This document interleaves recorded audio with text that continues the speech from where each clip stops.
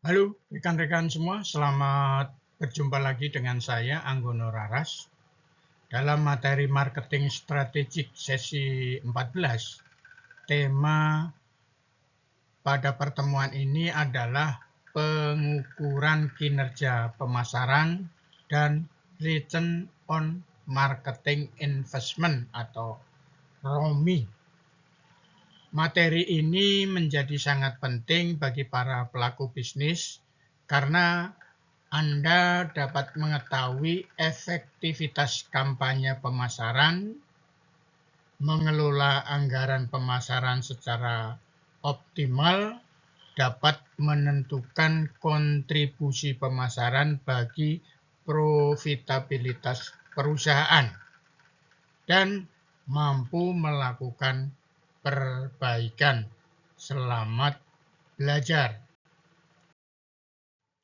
Tujuan belajar adalah yang pertama, mengukur efektivitas kampanye pemasaran.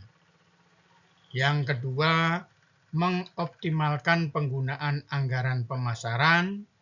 Yang ketiga, menentukan kontribusi pemasaran terhadap profitabilitas. Dan yang keempat, mendorong perbaikan dan pengambilan keputusan berbasis data. Apa yang dimaksud dengan pengukuran kinerja pemasaran? Yaitu satu proses untuk mengevaluasi efektivitas dan efisiensi dari berbagai aktivitas pemasaran yang dilakukan oleh perusahaan. Tujuan utamanya adalah untuk memastikan bahwa strategi pemasaran yang diterapkan memberikan hasil yang sejalan dengan tujuan bisnis, seperti peningkatan penjualan, loyalitas pelanggan, brand awareness, atau keuntungan. Pengukuran kinerja pemasaran membantu perusahaan menilai apakah sumber daya yang dikeluarkan untuk pemasaran, seperti anggaran dan waktu, memberikan hasil yang optimal. Salah satu alat ukur kinerja pemasaran adalah Key Performance Indicator atau disingkat KPI. KPI adalah satu indikator kunci yang digunakan untuk mengukur hasil dari aktivitas pemasaran. KPI yang sering digunakan antara lain tingkat konversi, jumlah prospek atau leads yang dihasilkan, tingkat retensi pelanggan, dan return on investment atau ROI. KPI ini membantu perusahaan melacak kemajuan dan kesuksesan dari setiap kampanye pemasaran. Sebagai contoh, yang pertama, spesifik dan terukur. Kepuasan pelanggan meningkat 10%. Jadi itu satu kondisi yang spesifik ya, untuk mengukur bagaimana kepuasan pelanggan itu meningkat 10%. Yang kedua, relevan. Kebutuhan biaya promosi meningkat 10%. Karena ingin meningkatkan kepuasan pelanggan 10%. Yang ketiga, berdasarkan waktu, dilakukan pengukuran setiap semester. Jadi pengukuran ini tergantung situasi dan kondisi perusahaan ya. Tidak harus setiap semester, bahkan ada juga karena saking luasnya perusahaan dengan anak-anak cabangnya, maka satu pemeriksaan itu bisa dilakukan 1 tahun sekali. Yang keempat, dapat dicapai. inovasi dalam pelayanan. Jadi contohnya kalau kita mempunyai satu target itu harus bisa dicapai ya.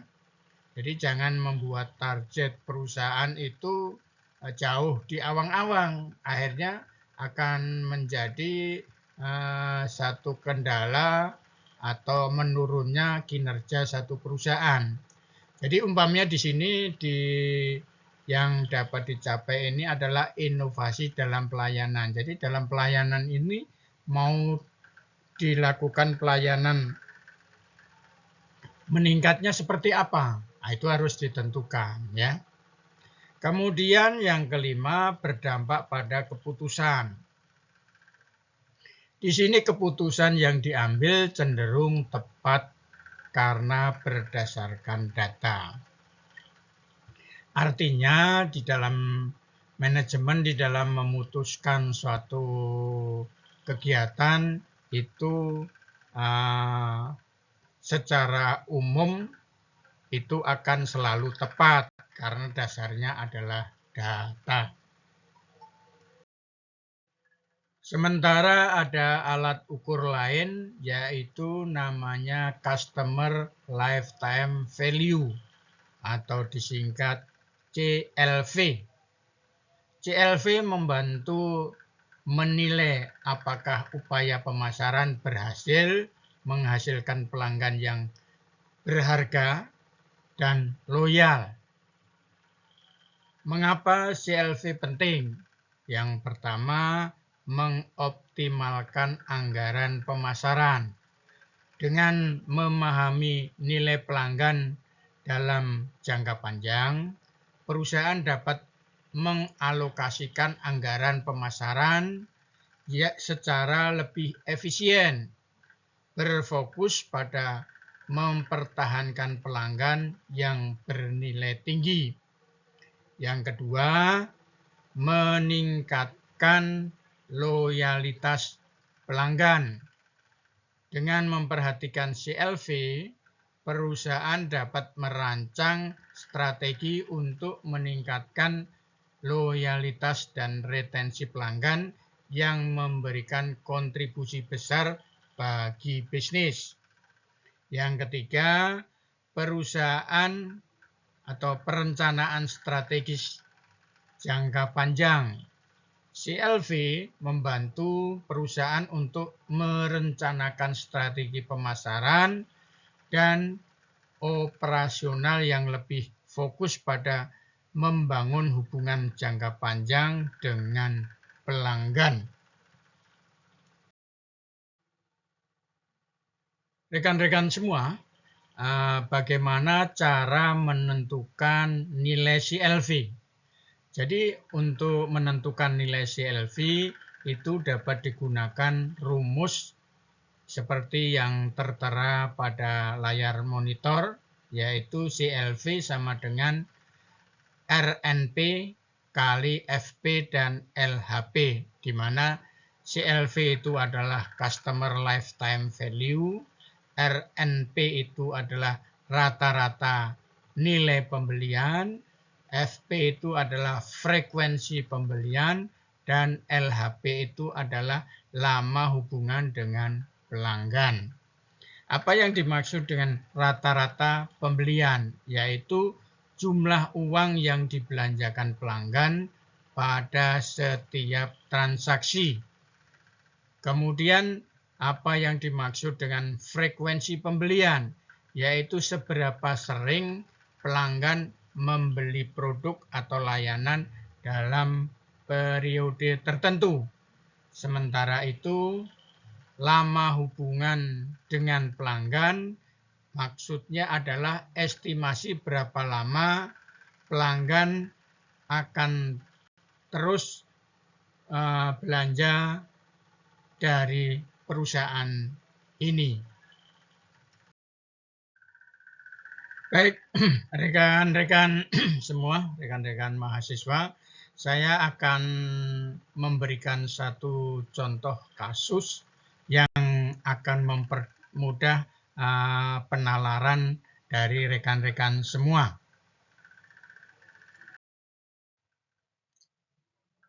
Sebuah perusahaan e-commerce menjual produk kesehatan.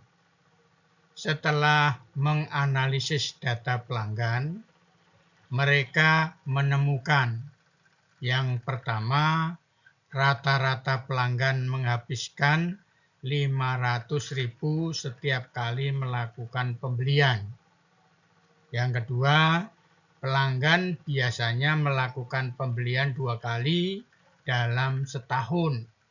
Yang ketiga, pelanggan rata-rata bertahan selama 4 tahun. Baik, rekan-rekan semua, mari kita coba menerapkan data yang sudah kita miliki ke dalam rumus CLV, ya, di mana kita tahu CLV sama dengan RMP kali FP kali LHP. Di sini kalau kita masukkan adalah CLV sama dengan 500.000 kali 2 kali 4. Sehingga totalnya adalah 4 juta. Di sini setiap pelanggan diperkirakan memberikan kontribusi sebesar 4 juta selama hubungan mereka dengan perusahaan. Jadi kita bisa mengetahui besarnya CLV pelanggan itu adalah 4 juta rupiah. 4 juta rupiah. Rekan-rekan semua, mari kita coba untuk diskusi tentang Return on Marketing Investment atau ROMI, yaitu menarik atau metrik yang digunakan untuk mengukur efektivitas dan profitabilitas dari kegiatan pemasaran. ROMI menunjukkan seberapa besar laba yang dihasilkan dari setiap rupiah yang diinvestasikan dalam kampanye pemasaran. Jadi kita bisa melihat bahwa mengapa ROMI penting. Pengukuran efektivitas pemasaran.